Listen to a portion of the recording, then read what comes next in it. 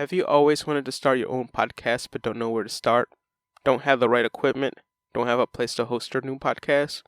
If this is you, then you probably haven't heard of Anchor. It's the easiest way to make a podcast. Let me explain how Anchor works. It's free. There's creation tools that allow you to record and edit your podcast right from your phone or computer. Anchor will distribute your podcast for you so it can be heard on Spotify, Apple Podcasts, and many more. You can also make money from your podcast with no minimum listenership. It's everything you need to make a podcast in one place. Download the free Anchor app or go to anchor.fm to get started. You are listening to the Centaku Media podcast, a source for sharing interests beyond the scope of anime because we're in the center of other otaku interests. Hey everyone, this is Sanjo-chan and I am the host of the Centaku Media podcast. You are listening to episode 8 of the Centaku Media Journal. It is great to be back. And as you notice, there's a huge gap between episodes. Well, not a huge gap, but rather, the date of when they were released. Because the last episode of the journal was released on August 5th, but now it is September. And that was because I took a break. And if you didn't hear the last episode, that's the reason why. I know I said that out of order, but of course this is being freestyled as I am speaking away my thoughts before we get into the important aspects of this episode, which is covering the news highlights from the industries of anime, gaming, and K-pop and J-pop for those that are into the entertainment aspect of the otaku fandom. I know otaku people have different opinions of the usage of the word, but that's why I have Centaku Media, which covers every little thing for those that are in the middle of all of those interests. And if this is your first time listening, thank you for giving this episode a shot, or rather the podcast as a whole. And if you are interested in what Centaku Media has to offer, be sure to check out centakumedia.com. And also you get links to articles, and also there's a Twitch channel which you can find on twitch.tv/Centaku Media. And I do have a live stream series going on, but I will get into that a little bit later in the show. But I just want to check in with everyone, see how's everyone doing. I know we're still in the middle of this pandemic. There's some signs of slowing down somewhere, but we still have a long way to go, rather. So please hang in there, please be safe. And, I've been saying this in almost every episode, just be sure to stay healthy as much as you can. And now we're going into fall, which is, I know this is probably the scariest time of the year right now, considering the situation, but at least we have Halloween, as I know Halloween is a comforting time of year for a lot, so I hope that will at least encourage people to stay home, and then, we'll have this flattened curve, or, hopefully maybe a vaccine, but of course, that's not until later. But anyway, moving on. So I know you probably listening to this and notice that there's a difference. So that's because I am listening, or rather, I am recording this with a brand new microphone. So the last microphone I had was not the best in the end. I guess it's still alive, but it's just really unnecessary to use at this point. So I've had this previous microphone for about 6 months now. I think ever since February or March, right before all this COVID-19 stuff happened. And it was okay. At first I thought I had a dud too, because I was like, I'll have to take this back, don't I? I guess I have to take this back, but I don't even know they accept returns. I got it from Amazon. I'm not even going to give a name of it because it's that useless. Actually, I do have a name. I think it's called a Roffer. Roffer. I might have spelled it wrong, but for those that know who I'm talking about, that's the brand. But, it was giving me issues, and at first I thought maybe it was my computer. But I guess it's just the way it's made, and I just got a dud, unfortunately, because it was fine for a while. When I had it plugged into my USB port in front of my computer, it gave me this humming noise. which I thought was normal. And then I said, you know what? No, this is not normal. So what I did, I unplugged it and plugged it into the back of my computer, and the humming noise went away. And I'm like, that's interesting. So that went on for a while. I mean, well, that actually the recording with that mic went on for a while without issues. And then it wasn't until last week when I was preparing for my second night of live streaming on Twitch. The hissing, well, not hissing, but it's a humming noise came back. And I tried to make it go away like I did the first time, but it wouldn't go away. And I would have to be careful touching the microphone or it will come back. So I said, you know what? I'm going to get a new microphone because this is ridiculous. So, like, I tried giving it another chance, but it was just like, no, it was really annoying. I'm like, no. This shouldn't be normal. So now it is time to record a new episode of the podcast, and it's actually the night before my next live stream night. So I have this new microphone from Fifine. It is called the K670, and it sounds amazing. It sounds much better than the Rofer, or whatever you pronounce it, but yes, it's a lot better. And also has a pretty blue light. I may or may not have posted a picture of it on Instagram or Twitter or Facebook, but yeah, it's really pretty. So it was about $58 on Amazon, and I decided to bite the bullet and get Prime because I said I need it sooner than later, and also free 2-day shipping, right? So instead of paying $10 to get 2-day shipping, I might as well get Prime because this is like my first time ever getting Prime, so I'm like excited about it. So that way I got access to the Prime library too if I wanted to watch anything besides what I have on Netflix and Hulu and Ferv and all that good stuff. So I'm like, okay, I can deal with this. So really excited about recording more with this microphone as well as streaming, and I already have it set up through OBS for my next live stream. You probably heard it by now because I might have this intro recorded before the next episode's actually released. So if you've watched my live streams, you probably heard this new microphone already. But anyway, I don't even know what I'm saying. It's about that time to get on with the next episode.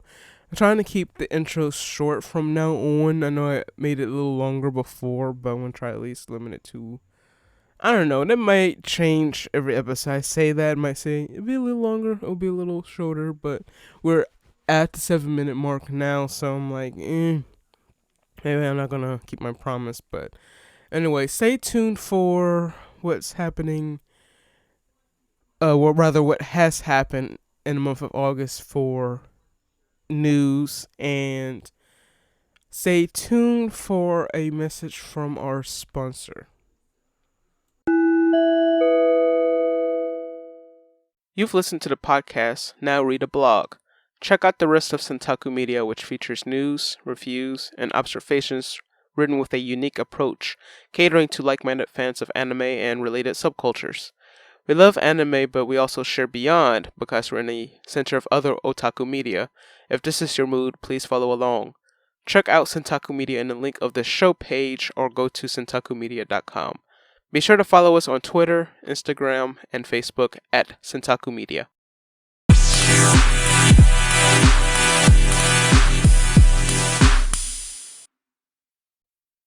Alright, welcome to the long-awaited segment of the Centaku Media Journal, episode 8, where you will get highlights from the industries of anime, gaming, and the entertainment world if you're into J-pop and or K-pop.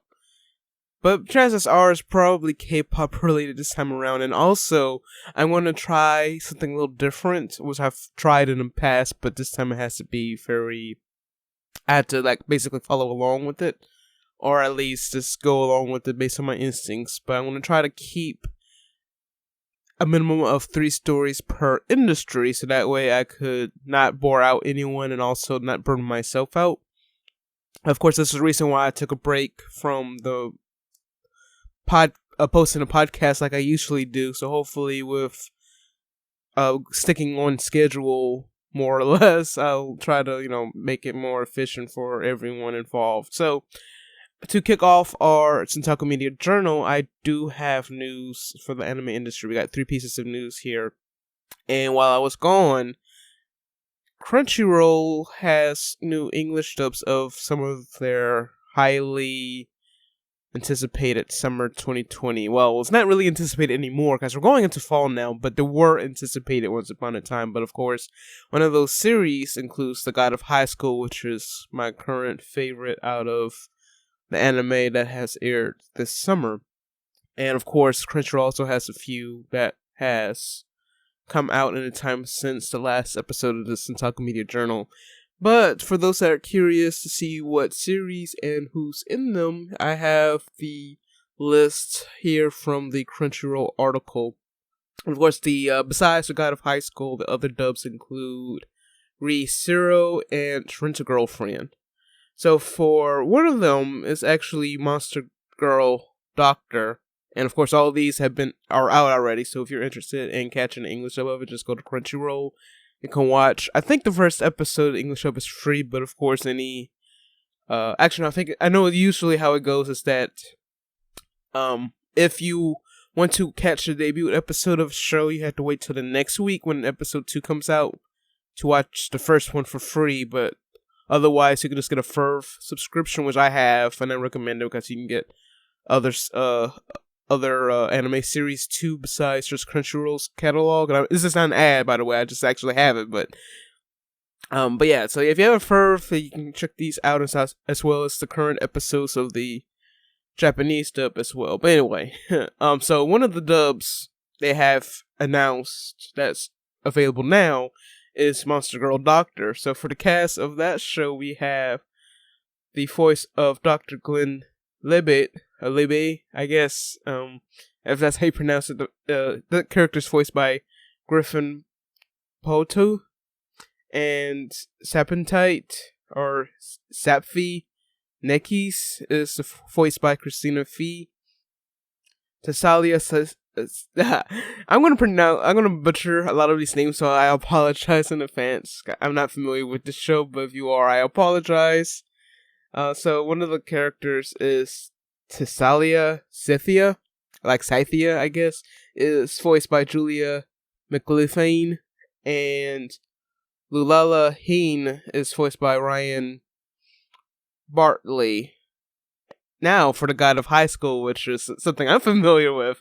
So for the voice of Mori Jin is voiced by Robbie Damon, who's known as the voice of Prompto in Final Fantasy 15. And we also have Sean Triplock as the voice of Dewi Han. And for those that are really familiar with their anime, especially dating back to like 20 years ago, we have the voice of Veronica Taylor as the voice of Mira Yu. So, Veronica Taylor, for those that don't know, she was the original voice of Ash Ketchum from the original 4Kids Pokemon dub. But in the time since, she has made her voice known in other anime series, including a character in Mobile Suit Gundam The Origin. I'm not going to say who the character is because it's actually kind of a spoiler, but if you watch it, you know who I'm talking about. But yeah, she's also the voice of Mirai in the God of High School dub. But anyway, so the last dub announcement that Crunchyroll made is for Rent a Girlfriend, and the cast of that, the voice of Kasuya is Alex Lee, Chizuru is Lacey Freeman, and Mami is Laura Stahl. So, if y'all interested, if you're fans of the dub cast or just you watch dubs in general, they are out right now on Crunchyroll, and there'll be more in the future that they didn't announce yet as of the article publication. So, yes, I checked out the first episode of the God of High School dub, and it's not bad. So, especially like Robbie Damon, of course, he fits the role perfectly because Mori Jin already reminds me of Goku, so I think it's actually a perfect fit for it. I don't know if that's what their intention was, but yeah, his voice fits the character perfectly. So I'm like looking forward to future episodes of the show. And actually, I had to catch up. I'm like a few weeks behind because I know I got a little crazy with everything else going on, which is why I was delayed on making new episodes of the journal, but I know it's going to get worse as far as productivity is concerned. So I need to like basically hype myself up with a lot of shows moving forward this fall. But anyway, so for those that are more inclined of reading manga than anime, so the debut chapter, actually this is something I'm actually ashamed of too, that I'm behind on. So I've talked about this a few months ago, but Taita Kubo, who's the mangaka of Bleach, he's working on a spin-off series of Bleach called Burn the Witch, and I think the first chapter was released recently, but there's going to be a compilation, graphic novel compilation, coming up in the beginning of October, which is next month. The 38th issue of Shueisha's Weekly Shonen Jump featured a list of completed volumes of manga shipping on October 2nd, which includes the first volume of Burn the Witch. And of course, if a manga has just one volume, it will not be listed with a volume 1, but be listed with no number at all.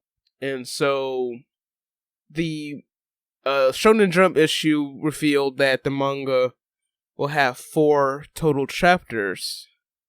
And of course, the series made its debut in the 38th issue a couple of weeks ago. And of course, Fizz is also publishing the manga in English. So, for those that are interested in more works by Taita Kubo, then there you go. And also, of course, there's going to be an anime adaptation of the show too this fall, which, of course, coincides with the long-awaited anime adaptation of the arc that follows the previous arc of wherever they left off at in the anime. Actually, like I said, something I'm ashamed of. I'm way behind on Bleach. I know what chapter I left off on because it's a solid number, which is 602, and it was actually released around the time I had a lot of issues I had to deal with, which ultimately led to me vanishing from the blogosphere when I ran Centaku Media before I relaunched it at Centaku Media. So, but yeah, I'll eventually get back to it. I'm actually like catching up with a lot of things. I'm like really excited to actually coming back to normal. And of course that includes like we're playing certain games, like catching up with them and stuff like that. So I don't know. It will come in due time. But anyway, so for those that are interested in more works of Taita Kubo or just something to read in general, especially if you're a big Shonen Jump fan, and there's something to look forward to. So our last piece of anime news. So, I know I think we're still in the first wave of COVID-19, but of course the only way we can just, get rid of it is if we just practice the measures that have been proven to work to get rid of the virus, right? Well, probably not just get rid of it, but just at least eradicate it, I guess is the best way to put it, especially like with New Zealand with the measures they took. Like they're pretty much a bubble right now, except for like maybe like 1 or 2 cases. But so a Japanese voice actor who is known for his role of Duo Maxwell in Gundam Wing late in July tested positive for COVID-19, but fortunately he has recovered as of mid-August. And he showed symptoms on July 31st, but tested positive a few days later on August 3rd, and he was hospitalized.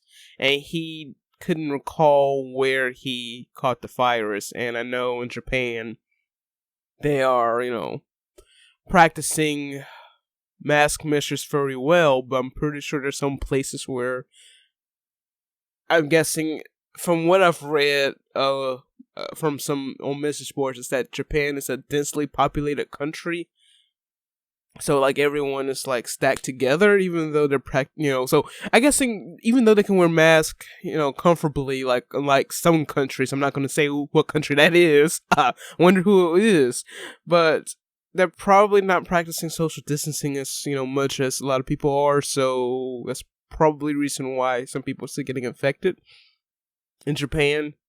But anyway, so after the voice actor, his name is Toshihiko Seki, he left the hospital a couple of weeks after he was cleared, and he left a message saying, "My physical condition has completely recovered, and today I am able to safely leave the hospital. I am once again truly sorry to the concerned officials who worked very hard for my sake while I was being hospitalized. At the same time, I am also grateful. I also gratefully received warm feelings and words from everyone. I can only salute all the medical personnel who are devotedly dealing with the situation every day despite the sudden increase of infections recently. I would like to use this occasion to offer my heartfelt gratitude," Seki added in his comment. That's what he added in his comment. It's 1 a.m. in the morning. I'm tired, so I apologize for reading off tangent. He concluded that no matter how much you're being careful, there's something that's absolutely perfect. I would like to once again make an effort without negligence from the encouragement of hand washing, which I have always been practicing as a daily routine until now. So he is gradually returning to work. He's under an agency called 81 Produce. And the agency will continue to prioritize the safety of all related personnel and prevent infections from spreading to other places. And besides his role of duo in Gundam Wing, he recently wrapped up work for Mobile Suit Gundam Extreme vs. Maxi Boost On, which is on the PS4, and he's also the voice of Role Crochet in Mobile Suit Gundam Seed, and Rei Sabrel in Sea Destiny. And he's also the voice of Momotaro's in Kamen Rider Neno, Embryo in Cross Enge, or NJ, and Iruka in Naruto. I didn't know he was supposed to be Iruka. I actually a big fan of Iruka back when I watched Naruto back in the day, so that's actually good to know. But I apologize for the when I talked about Gundam Seed. I'm just not a big fan of Gundam Seed, so I'm sorry if I offended anyone.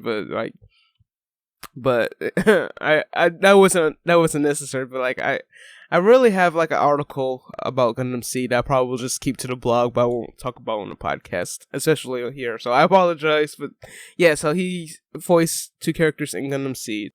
If you love Gundam Seed, then he's also voiced characters in Seed as well as Gundam Wing. Because I know Gundam Wing, I know some people will probably take a shot at it like I just did with Seed, but I'm just gonna leave it at that. But anyway, so that's it for anime news. So we're gonna move into gaming news, and for those that are currently playing Final Fantasy XIV, especially with the long-awaited release of patch 5.3, there's also a couple of events to look forward to. So there's the Yokai Watch event that was launched about a couple of weeks ago, and there's also the Rising event, which launched on August 27th, and it's their annual event that celebrates the relaunch of Final Fantasy XIV under A Realm Reborn, because, back when Final Fantasy XIV was first released, it was critically received, in a bad way. Not critically acclaimed, but, critically bashed, because it's just, I guess it was very clunky compared to what it is now. I guess the best way to explain the original release of Final Fantasy XIV is that they tried to add elements from World of Warcraft into Final Fantasy XI, but put it directly in Final Fantasy XI. The storyline was okay. I mean, I guess it's about the same as it is now, but I guess it's gameplay-wise, it just wasn't very interesting. So, at one point, they had about, 1,000 players, and it was like, okay, we need to do something. So, of course, they scrapped the game, and then they relaunched the game as A Realm Reborn. So, it wasn't until 2014 that it came out. Well, the event started in 2014. Actually, I should just read the article as far as what the Rising means. So, this is their 7th year of the event. The Rising is known for bringing a splash of color to Oda, and this year's event is expected to be especially vibrant. Jibentia's exhibition of stained glass will show memories of a pivotal moment in Ursa's history. He'll need your help to ensure that the event proceeds without a hitch. Adventurers, or actually players or warriors of light, can start the event quest by speaking to Jibentia and who is in Oda steps of nulled coordinates X 10.3, Y 8.3. And of course, you need to be at least level 15 to participate in the event quest. And yeah, since he started the event in 2014, the Rising has always included exclusive minions based on the key characters in the game. Other items such as furnishing, orchestration roles, and more were always included in past events, but this year's main prize is the wind-up Aldebert minion. Furnishings include Sultana 7, so for those that are playing 14 or thinking about getting into it, now's a good time to do that, as the game is free up until, I forget what level it is, but basically you can play with Heavensward for free. So if you're on the fence about progressing through the game, you have more to play to decide whether you want to play the game. But as I've said, the event started August 27th and it lasts until September 14th at 7:59 Pacific Daylight Time. So be sure to check your time zone. So basically ends at 8 a.m. on September 14th. But like I said, just use your time zone calculator if you're curious about what time that translates to in your time. Of course, if you're in the Eastern Standard Time zone, it's like 3 hours behind. So that would be, I guess, around 11. Yeah, around 11 a.m. Eastern Time. So you got some time left to play it until then. But anyway, that's it for Gaming 14 news. But still more gaming content to talk about. So speaking of updates, so Dragon Ball Xenoverse 2, which is a game I haven't played in a while. I need to get back into. And I bought that on release day, but I've neglected it so badly because of Final Fantasy 15. But it's probably a game I can actually pick up to play every now and then on Twitch for the channel. But anyway, so Dragon Ball Xenoverse 2 has an update and a new character, Chronoa. Yeah, Chronoa. She's that one character that appears at the beginning of the game, and I guess she wasn't playable until now. But the story from Silicon Era, the game, players of the game will be able to test their skills as Chronoa in an upcoming update, which was on August 26th. The latest addition, as the latest addition to an already robust roster of characters that was interested in playing the Supreme Kai of Time will have the opportunity to do so as of now, or August 26th when it came out. However, Chronoa won't be the only thing coming to Xenoverse 2 via the patch.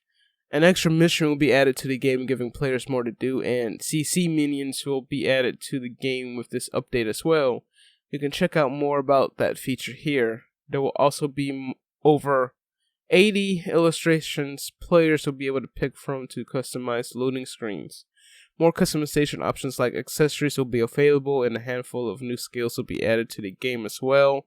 Players will have the perfect opportunity to test them, as 3 new raids will be arriving in Xenoverse 2, and there will also be more partner character customization options, so you will have more options to select from than before. So if you've played Xenoverse 2 religiously and then stopped, then now's a good time to be sure to check it out. Like I've only played a little bit of it, but never progressed too much into it. So yes, I do need to pick it up at some point. So I'll try to squeeze that in my schedule at some point before they stop support of it. It doesn't look like they're working on any more Xenoverse games. I'm guessing Kakarot is the biggest game right now, since it's an RPG game. So I don't know what their plans are for that. Back in the day, well, not that far back in the day, but you get the idea. But when Xenoverse 1 was released, I did record some gameplay of it. It's actually on the channel, on the Centaku Media channel on YouTube, Centaku-chan rather, and it's of me trying to get the. I was trying to do some kind of mission. I think it involved the Saiyans, and I had trouble getting it. And then when I finally got it, I was really ecstatic. I can get really excited when I play a game. So if you happen to listen to that audio with earphones, I apologize for any damage done in advance.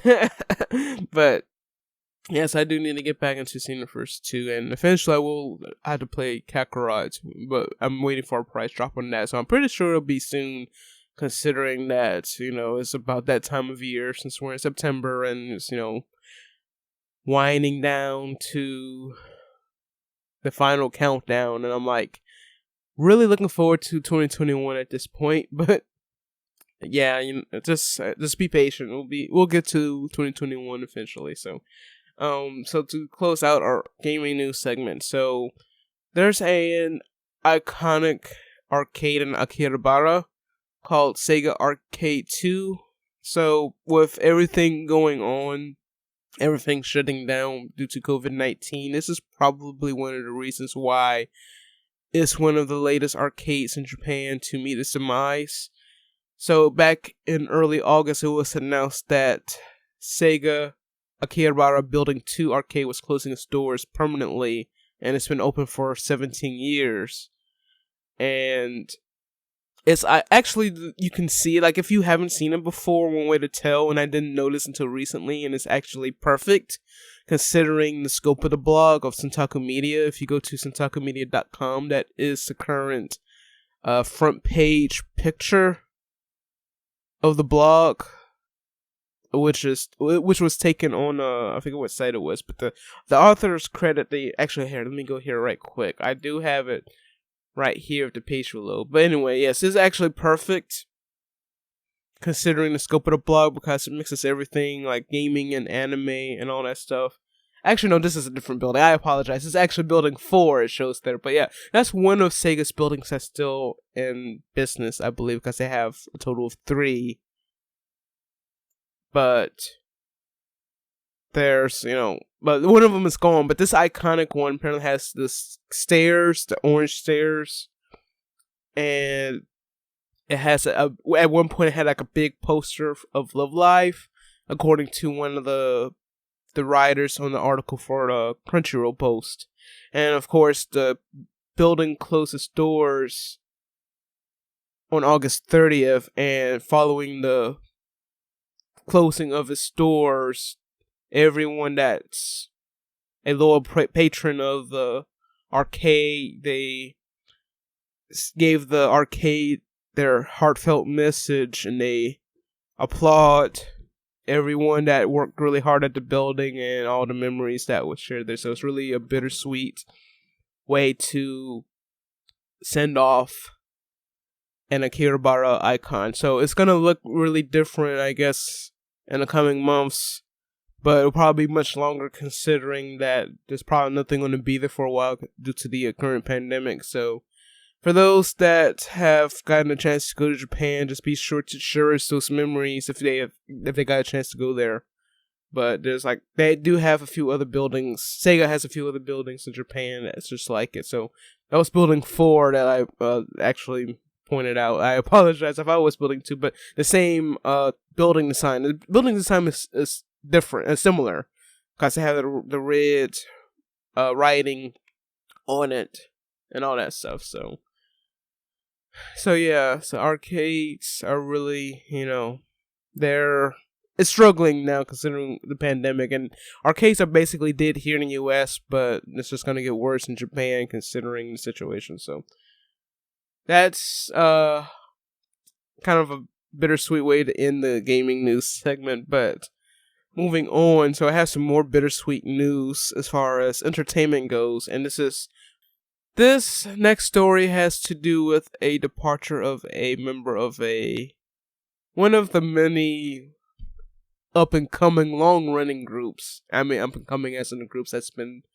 around so far, at least for the past several years. So, Hongbin, who is now a former member of VIXX, has left the group, and he is currently serving in the military. So this is probably a shock for those that followed VIXX to a point, and especially myself, because I actually was a big fan of Hongbin before I fell out of, before the group fell out of my personal rotation, just because they haven't released much of anything in a while. I know In was in the army, but he actually was released early due to the pandemic. I think he was supposed to serve until the end of October, but now he's been out for like a week now, so that's actually exciting. And I don't know about Ravi, I think he's like due to the military too, but he's had a very successful solo career. And I actually managed to I got to see him last year or the year before. It was that one year where so many K-pop groups came to Atlanta, so I finally I managed to got to see Ravi. Unfortunately, I had a chance to see VIXX as a whole when they first debuted, but it was in 2013. I had a chance to see him, but I just couldn't make the trip. So my friend got to see him, but at least I got to see Ravi, at least, one of the members. But anyway, Hongbin left due to many reasons. So one of the reasons being is that back in late February, during one of his streams on Twitch, he made a comment about an idol group.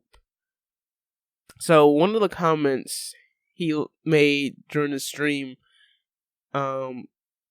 involved him watching a performance of SHINee's Everybody while listening to the theme song of Digimon.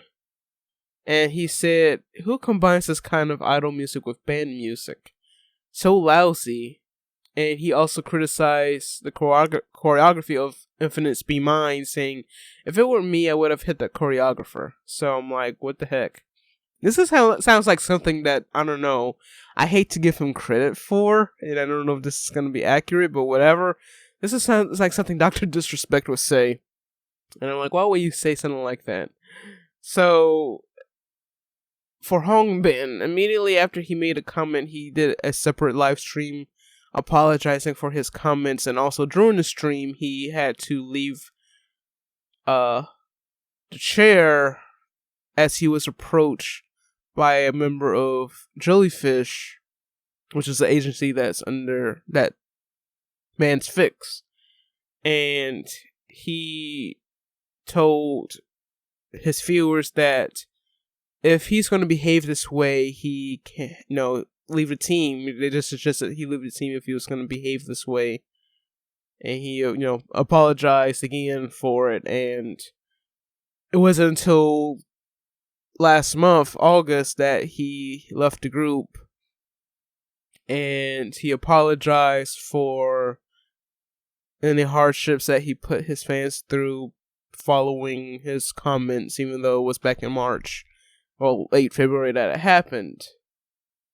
And also, he, following his departure from Jellyfish and VIXX, he also enlisted in the military on August 18th. And following his enlistment, he posted this message that says, "I thought I had a lot to say, but now I'm trying to write something. I enter a world of non-possession and wonder what the point of it is. The process of enlisting, working towards the discharge date only begins today, but I think this will be a time of resolving something that has been weighing on my mind, so a part of me feels liberated. Nonetheless, I still feel a lingering attachment to society because the times we had fun talking and playing during the broadcast are still very vivid in my memory. I'll go and receive training safely, and after protecting the country well, I'll return to do broadcasts again in a safe country. I may change outwardly and or inwardly after I return from the military, but I'll go and come back with a smile, always keeping in mind the feeling of wanting to return to have fun, laughing, and talking together again. I will cheer all of you on so that the time I'm gone to protect the country can become a time for all of you to at least get a bit closer to doing the things you have planned and been wanting to do.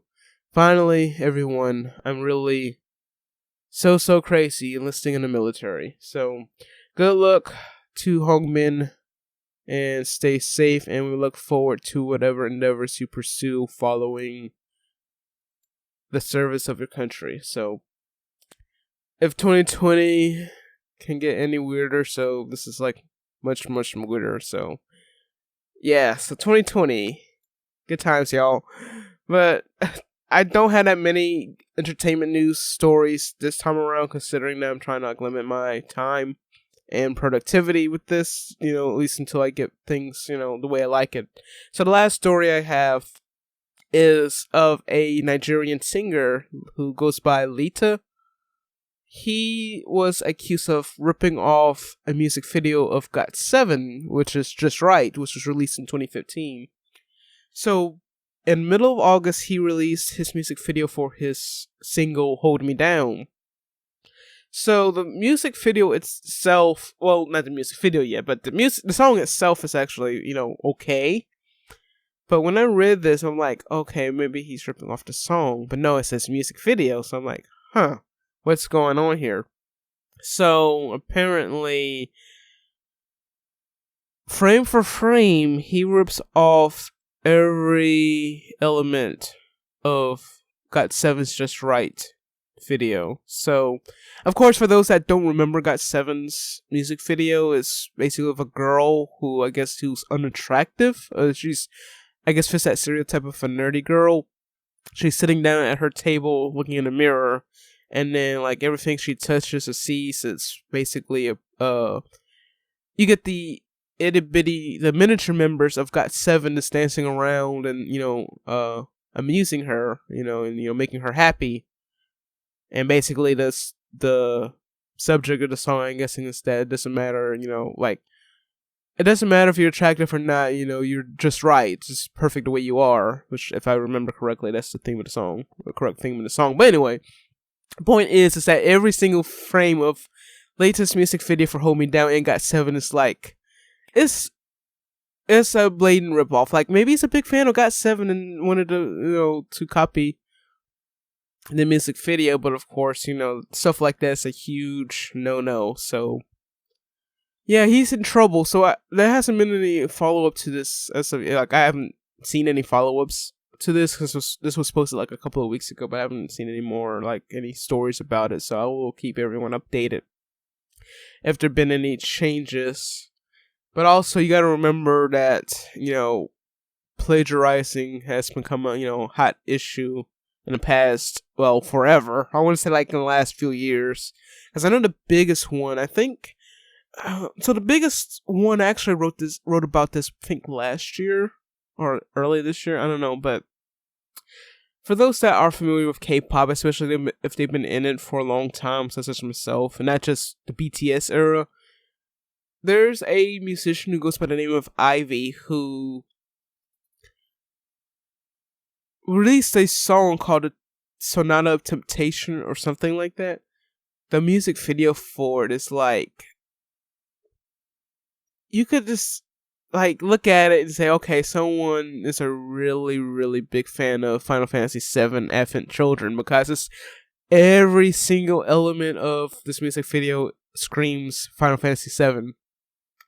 And of course, Square Enix wasn't happy with it, so they took the agency and the producer to court, and of course Square Enix won the lawsuit. And of course the music video itself has a disclaimer saying this has something to do, this music video is not associated with Square Enix and blah blah blah. So although that's a Korean plagiarizing something of Japanese media, but of course you have a Nigerian media agency ripping off a K-pop one. So now it's like the tables have turned. It seems like, I'm trying to remember, there was like actually a similar case where an American singer was accused of ripping off a K-pop video. I want to say it was like Taylor Swift or something. I'm not entirely sure, but it was something like that, like about several years ago. And I think the producer of it, I think he is Korean, like Korean American, and he did like plagiarize. That's what it was. I think he plagiarized a video from one of 21's songs and used it for an American singer. It might have been something of Taylor Swift. It might have been Bad Blood, I think. I'm not entirely sure, but yeah, it's been going on. Stuff been going on for years. So of course, and not just with K-pop, but just anything else. It just happens to, I like this concept, I'll take it. And I'm like, just what you think. What do you think you're doing? Just stop right now. So it's just crazy. It's an endless spiral of shenanigans. But anyway, thank you for listening to the Centaku Media Journal. This is Sanjo-chan. I'm your host. And instead of a separate outro segment, I'm just going to end it here. That'll also make things a little easier because I usually have nothing to say. But the reason why I do outros is because I'll go back and say something after I record it in case I made a mistake. But if it happens, it happens. Like, if it's okay if I make a mistake. Of course, I got the patch note. Well, I said patch notes. Wow. See, this is like one of the mistakes I would fix. I said patch notes. This isn't quite the game. This isn't the game, really. Although that would be cool, making a Centaku Media game. But no, I meant the show notes. That's what the show notes are for. So if there's any mistake I mention on the show, I'll be sure to put it in there. So if you say, hey, wait a minute, that's not right, and so chances are I might have posted it in the show notes. So if not, well, I made a mistake. But you're human, you can make mistakes. You're allowed to make mistakes. But if you don't allow mistakes, then something is terribly wrong. But anyway, so if you enjoyed the podcast, be sure to subscribe, whatever medium you're on. This might be on YouTube at some point too. Like I've debated about putting just a journal on YouTube, not just the monthly.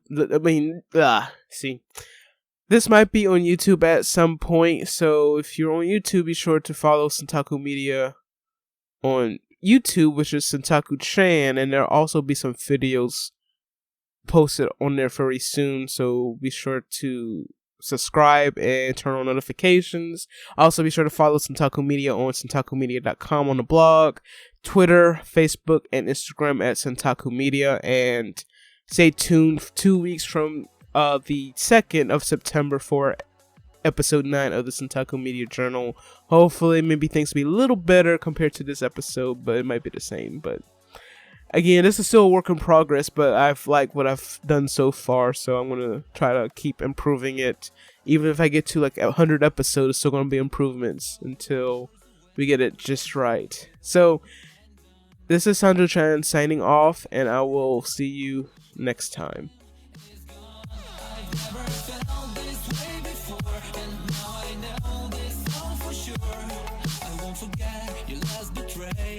I'll never forget this day.